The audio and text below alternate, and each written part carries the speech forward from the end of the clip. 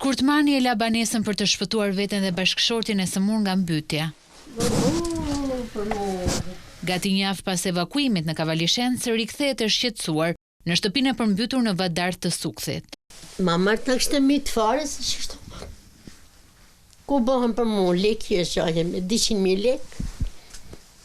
Qështë i bëjon? Pensioniste e qëndron e drobitur mes baltës, e pa shpresë dhe e përlotur, numëron dëmet e objekteve shtëpiake. Mundi gjithjes që ke mundo sa dush, dvisht mitesh në ujë, në detë. Se pa prishe, levatrisja prishe, frigoriferi, roba asnja, si da lapit tonë, që nuk shte.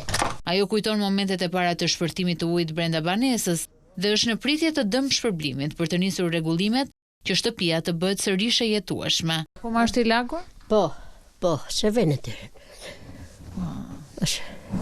Ku dhe abi këto? Deri këtu ujë. Deri këtu, a ditë si kum dhe alo ka që një shtu. Burri kështë me të më shprend kravatit, i smu, në ashtu, në dritat ishin fik. Erdi kështu, si kur futët harusha më e në gjithaj ma luju, në sekund.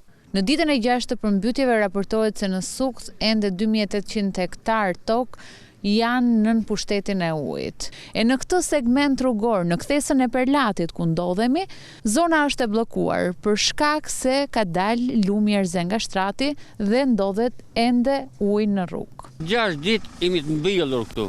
Në Hamallë, Rrushkull, edhe Juba ka rrugën këtu.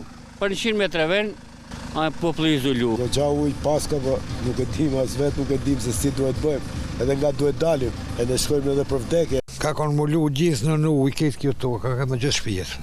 E kush s'ka pitë për ne, isha se imi gjalla, se kemi vdek. Uji ka filluar të tërhiqet, por ende toka të ngjajnë si liqen, edhe shtëpit janë të izoluara, por ndonse rreshtet e shiut kanë përfunduar, kanë mbetur lotët e banorëve, të cilët kanë dëme të shumta materiale. Për Top Channel nga Sukthi, Kristi Gongo.